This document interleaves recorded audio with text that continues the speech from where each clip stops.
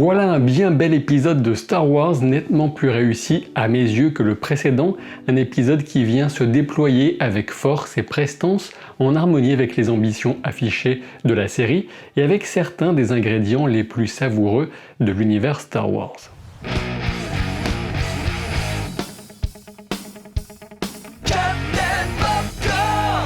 Suite à sa transfiguration de l'épisode précédent, Ahsoka fait déjà preuve de plus d'écoute, de patience avec Huyang quand il évoque la possibilité que seul le choix qu'elle a fait existait pour Sabine. La sagesse nouvelle qui émane d'Ahsoka semble puiser dans une forme d'acceptation et de relâchement sans doute issue de la confiance qui a éclos en elle, celle qu'elle ne sombrera jamais et que même son maître, au bout du bout, a su servir l'équilibre. Elle accepte ainsi une histoire du droïde plurimillénaire, une histoire se tenant dans une galaxie très lointaine, excellent hommage à la prétention essentielle de Star Wars depuis les débuts, raconter des histoires de chevaliers et de magie dans l'espace. Peridea apparaît donc comme le berceau de la civilisation des Dathomiri, avec à la tête de l'antique peuple les fameuses Sœurs de la Nuit, les sorcières de Dathomir. C'est ce trio de grandes matriarches qui a donc contacté la fée Morgane Elsbeth pour guider jusqu'à elle et l'amiral le moyen tant attendu d'un voyage retour. Le générique nous révèle que les trois matriarches ont pour nom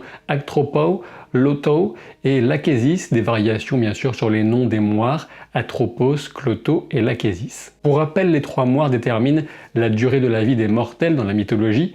L'une file, l'autre enroule et la dernière coupe ce fil de la vie humaine si fragile. D'après Morgane Elsbeth, les Dathomiri auraient été les premiers, et surtout les premières, sans doute même, à utiliser les Purrgil, et cette planète serait donc celle de leur origine. Mais alors pourquoi donc a-t-elle été abandonnée, et pourquoi les grandes matriarches souhaitent apparemment la quitter, du moins si elles comptent bien accompagner Thrawn?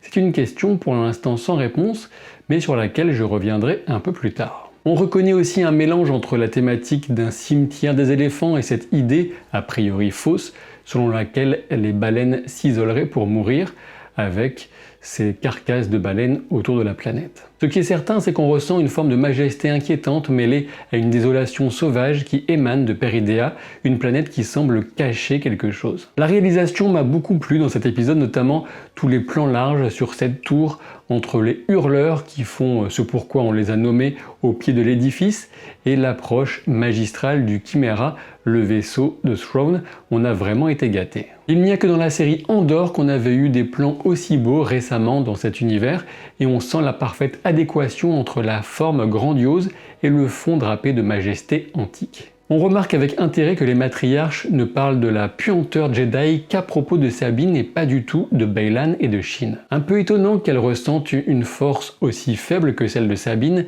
mais rien de ce qui pourrait rester de Jedi chez un ancien chevalier accompli comme Baylan Skoll. Voilà qui souligne sans aucun doute la coupure nette que l'imposant maître de la force a souhaité avec son ordre. Et plus tard, quand son apprenti Shin Hati lui parle de l'ordre, on plonge un peu plus avant dans la compréhension du maelstrom de rancœur que Baylan nourrit à l'encontre des achoppements de l'ordre Jedi. Il révèle qu'il ressent une source de pouvoir sur cette planète, une source qui pourrait faire peur à des sorcières aussi sûres d'elle et inquiétantes que les grandes matriarches. Une source qui lui permettrait peut-être de mettre un terme au cycle sans fin qui caractérise l'histoire des peuples. Voilà un projet ambitieux et sans doute plus nihiliste que ne semble le supposer pour l'instant Shin Hati, surtout intéressé par son propre pouvoir personnel. Baylan décrit Peridea comme un endroit de conte, un lieu de songe et de folie, voilà qui pourrait laisser espérer une présence bien plus dangereuse que celle de Thrawn dans les tréfonds de cette planète perdue. Baylan cherche une origine, on peut donc parier sur le fait que ce qui attend sur Peridea est quelque chose d'extrêmement ancien qui relève des légendes. J'en viendrai aux deux pistes qui semblent pour le moment avoir du sens en fin de vidéo. Revenons-en au Grand Amiral Thrawn pour le moment, dont l'introduction est franchement réussie. Il est glaçant à souhait sans avoir besoin de ressembler à une caricature de méchant comme on en voit trop souvent, notamment dans Star Wars. Alors certes, le personnage reste défini par quelques traits essentiels qui reviennent sans cesse.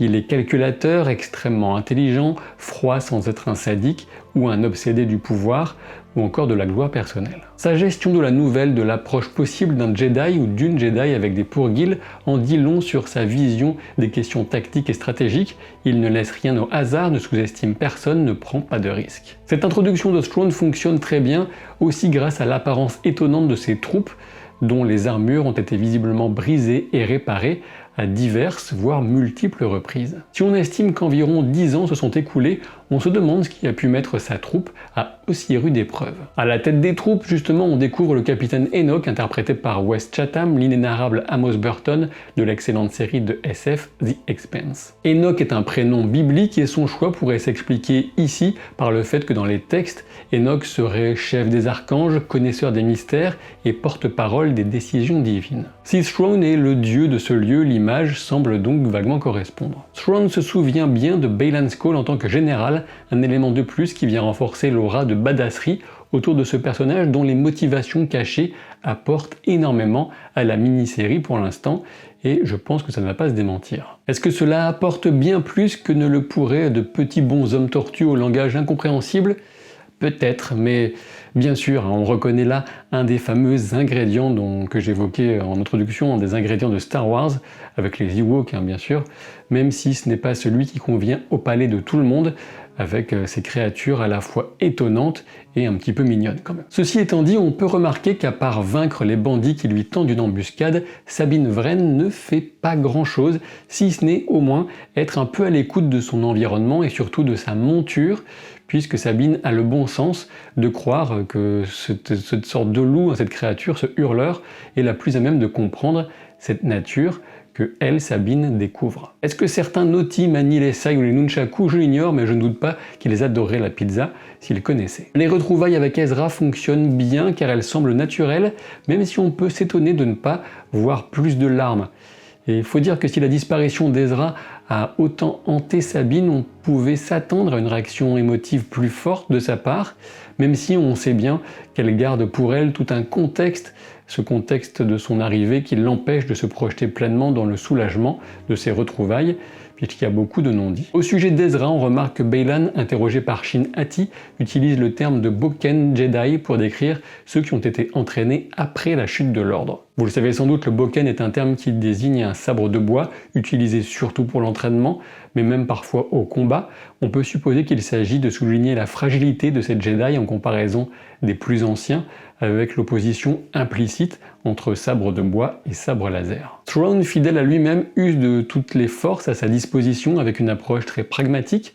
Il en va ainsi de la sombre magie des grandes matriarches. De ce côté, on peut s'attendre à une opposition fort distrayante la prochaine fois entre Ahsoka et le trio d'enfer. Le point de frustration de l'épisode reste encore et toujours une durée peu généreuse avec un peu plus de 40 minutes hors générique. Un petit mot aussi, puisque je ne l'avais pas encore vraiment fait, voire pas du tout, sur cette saison d'Ahsoka, pour souligner que la musique fonctionne bien, que les compositions originales accompagnent bien les belles inspirations de la réalisation, et notamment sur cet épisode. Comme promis, j'en viens à cette question: que peut-on imaginer quant à cette origine de pouvoir que semble rechercher Baylan Skoll sur Peridea?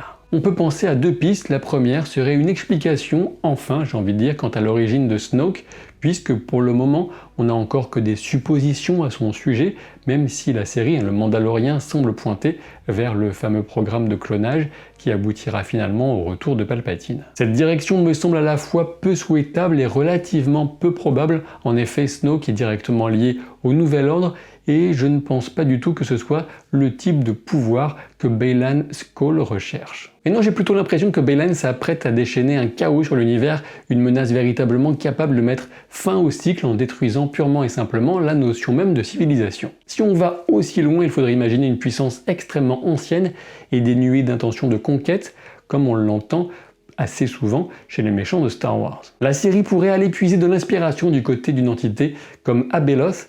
La série aurait tout loisir de remodeler comme elle le souhaite ce concept qui n'est pas canon et n'existe que dans les légendes Star Wars, avec une première mention dans un livre de 2009, si je ne dis pas de bêtises, Outcast ou proscrit en VF. Abeloth est une sorte de créature du chaos en lien avec les dieux de Mortis, suite à une longue histoire qui remonte 100 000 ans en arrière. Et derrière Abelos, on peut voir des inspirations qui semblent issues du mythe de Lovecraft ou encore de certaines créatures de Donjons et Dragons, comme l'Aboleth, qui semble potentiellement lui avoir donné son nom à un échange de voyelles près. Attention, peut-être que la source sera finalement davantage un objet ou un lieu plutôt qu'une créature. Ça pourrait être un point d'accès au monde entre les mondes pour modifier l'essence même de la doctrine Jedi dans le passé. Nous verrons bien. Pour le moment, tout reste envisageable. Pensez à vous exprimer en commentaire, à vous abonner à la chaîne et à laisser un pouce en l'air. Ça ne vous demande pas beaucoup de temps et c'est très important pour la vidéo. Je vous dis à très vite pour de nouvelles aventures. Salut!